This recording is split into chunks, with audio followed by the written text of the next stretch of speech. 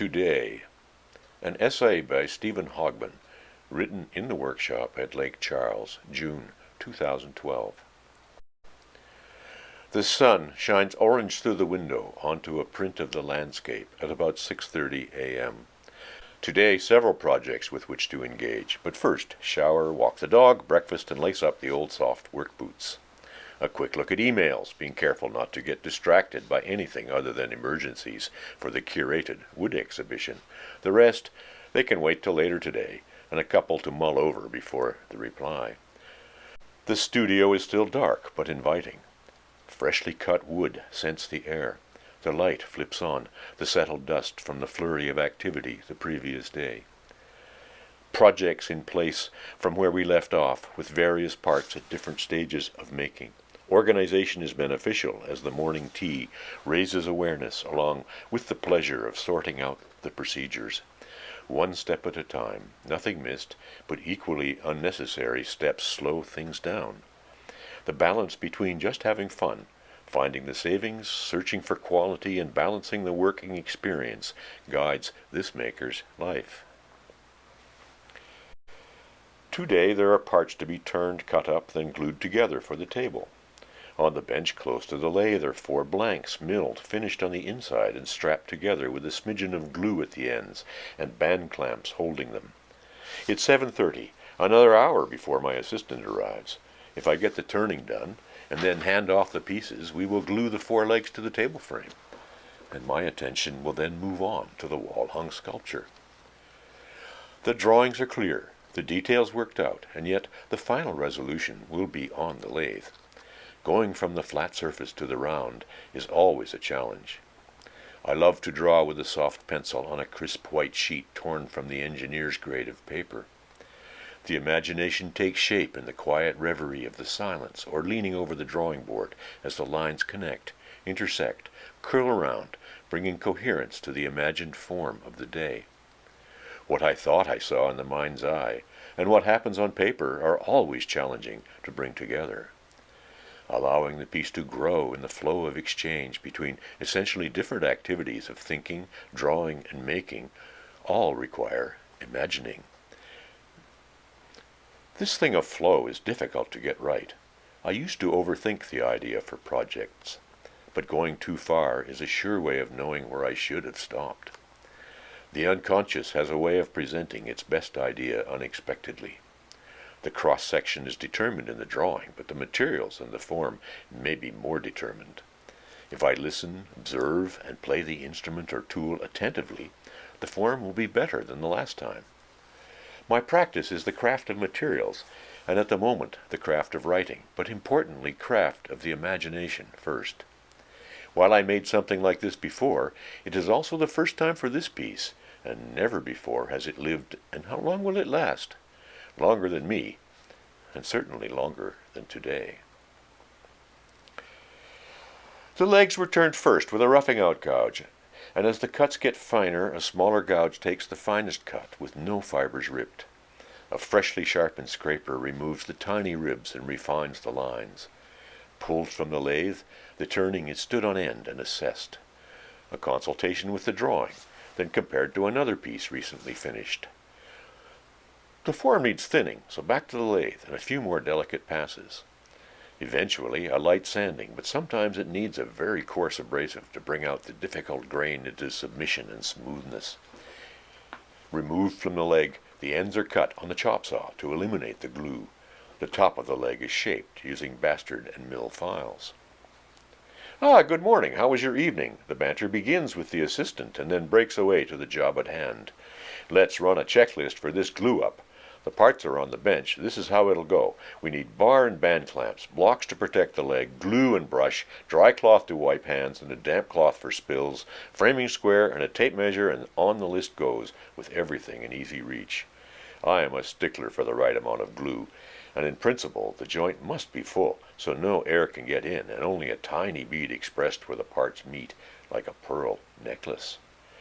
Each assistant brings their own skills, and this time we are trying the tape joint rather than the wax method. Either way, it catches the glue and reduces the cleanup time. I have my own way of doing things, but I also see making as a social activity, and I don't have much interest in the master-pupil relationship. Mentoring is a gentler way of connecting, being present and not overbearing. I prefer to think about the big picture than obsess on a particular skill. Mind and hand need to live in a community. Who am I working with? Who is the client? How will this project impact on the environment? That's the conversation we have at tea break. The military, when marching, take a break every hour for a brief few minutes, and that way they can march all day. The pace of working has a rhythm, and too much stress on the mind or body is unhealthy, even dangerous. In my shop, tea and cookies are mandatory at regular intervals, and in the long run, they support efficiency. Back in the workshop, the leather hard glue needs to be removed from the table, and then it's finish sanded with ever finer abrasives. I go to the lathe. The strips for the sculpture are held in the false faceplate. The turning is easy, but the resulting form is lively and dramatic, that is, if I get this part right. The sketchbook off to one side is consulted. The concept of flow thought about, or more accurately, felt about. It is as much an emotion as a conceptual target, a subjective feeling as an objective to be measured. The piece is about my experience, the subject of flow, an object to behold, and a context in which it will fit. Balancing these elements will now be formed on the end of my freshly sharpened scraping chisel. The angle of the ground chisel is much less interesting to me than the shape of the piece to be turned. However, harmony of the two are essential. The first part is quickly roughed out through a series of concentric rings. The light next to the lathe is adjusted, showing the strength of highlights and shadows. How will the light play across the form in the finished piece? A good sculpture must survive in poor lighting as well as in the perfect environment of the gallery. Where will the piece spend most of its life? When I add color, what will the light do to reveal the form? The chisel gets sharpened again, and the final pass across the surface leaves the finish close to what I need. The light sanding, which after many years shows that my skills do develop with every project. Things get better, but perfection is never achieved, and certainly not quickly. Sometimes we make mistakes. Indeed, mistakes happen almost every day, and it is the ability to work with the circumstances that counts. Only occasionally is something remade. Twice over the decades of making, drawers came out the wrong size. I always tell a new assistant, it's okay to make mistakes. I make them all the time. What's important is how do you handle the problem, and how do you turn the mistake to your advantage. Often new creative ways will come from a miscalculation, a misconfiguration, bad memory, or just not explaining clearly what I thought needed to happen. Recently I made a drawer twice as long as it should be. A huge error. It had ended up making twice as many drawers. Recently someone said they had no idea I made mistakes because the work always looks so perfect. Flattery indeed, but the reality is if you are not making mistakes, your skills are not being tested nor extended. I learned early in my career from the architects I worked with that I was much more useful after making mistakes, as I would not make the mistake again, and it may have taught me a broader understanding of the issues involved. The reverie of making is jolted by a question about how a detail is to be finished. To what level should we take this work? We discuss the relationship between economics and design. The design fits the client's budget, and then we finish the work to our usual standard. I work in an environment that is silent except for the sound of the tools. Sometimes the loon on the lake makes a call, and the occasional grunt of satisfaction at a detail mastered. Music and conversation I find distracting. When working on site, the radios played by the tradesmen makes it very difficult to concentrate. My work is not boring, and every project is new for me, so it needs a particular concentration to feel the sensuality of the materials and to leave the mind to free associate the problems and solutions without interruption. We apply undercoat paint to the finished turning while it's on the lathe and then leave it to dry over lunch. And at lunch, the assistant and I have another go-round on the issues of economics and aesthetics in furniture making. The bodgers who worked in the forests making Windsor chairs, the structures and finishes they achieved, and then comparing the urban makers who turned for William Morris and how that work was finished, the sculpture of Brancusi or Henry Moore, and the surfaces they worked towards was different and appropriate to their aesthetics. Inevitably, David Pye's ideas about workmanship of risk and workmanship of certainty enrich the conversation. The talk comes back to the shop and the equipment being used. I explain why there are 3 lathes. The first belonged to Stephen Harris, which I used when joining him in the workshop. I still have it more as a nostalgic object and a memory of him and the early years of working together. The next lathe was made from a truck axle. Scale was the biggest issue, rather than finish, but inevitably the large lathe, capable of turning over 7 feet in diameter, had problems with getting a good furniture finish. It would, however, often work for sculpture. The lathe I use today is a standard machine typical of many workshops, and it works for most of my needs at this point. For larger works, I would probably move to the milling machine. Lunch is over, and we go back to work, first checking emails and giving a quick response to a question and promising delivery in 2 weeks.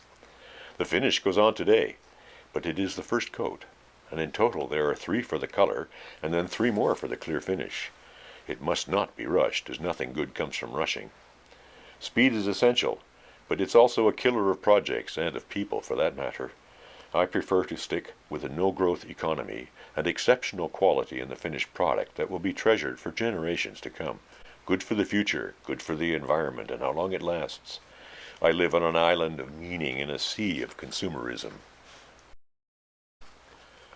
The sculpture is destined for a corporate office reception room.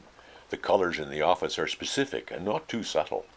The sculpture will bring a depth, variety, unifying materials and existing forms to the space. Conceptually, it looks at chaos theory and fractals, much to the surprise of the client, who chuckled at the possible idea of chaos in his offices. With most of my clients, I find a wonderful rapport as we discover common threads to explore. Later today, the CEO will visit to look at progress with a focused 10-minute exchange, always courteous and intense. The sculpture is taken from the lathe and the parts separated while maintaining their order. These parts will be shuffled like a deck of cards to look at alternate configurations. Each of these designs will be photographed. It's impossible to remember all the variations and discoveries that may be made as the numerous juxtapositions are observed. The paints are lined up, color choices made, and in old paper coffee cup the color is mixed, applied with a fine brush. By the time I get to the end, the paint is dried on the first pieces. I prepare a wash to knock back the brightness of the first color. Specks of the bright color show through, giving the finish a lively, active look that works well with the wood. It looks good, and it's ready to show the client the direction of the work. The table moves along well, and is getting its first coat of wipe-on urethane. Staging the space for the client's visit is thought through. Having other things around when they arrive shows a greater range of work, even though the website presents a great variety. However, the image of a piece is no substitute for the physical reality and the alchemy of making. People who don't work with their hands converting materials get a special charge from the sensuality of making in an intense, image-besotted culture. Makers need to share the magic of the process and be ready to apply the second coat on the table when they walk in. There is a theater to making, which is not my best side, but makers who master the theatrics without overacting will discover clients are more enthused. The clients need to be handed experiences which make good dinner party stories. So the parts are laid out in the order relating to the concept of the piece. Ideas of flow, water reflection, and slats of wood suggest the water's edge.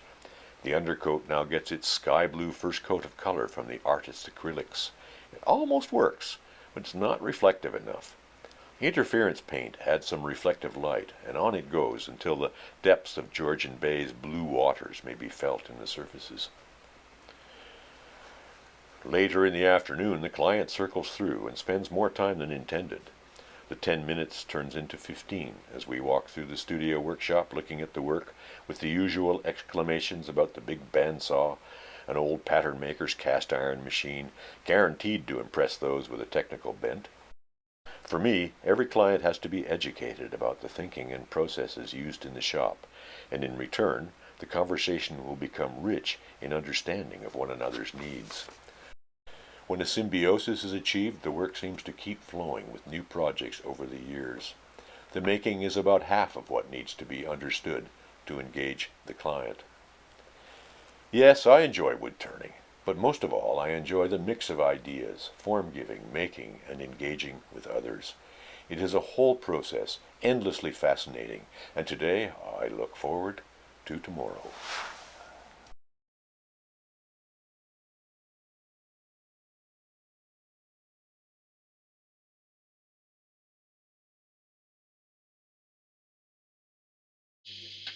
Wood shop. Thank God for wood.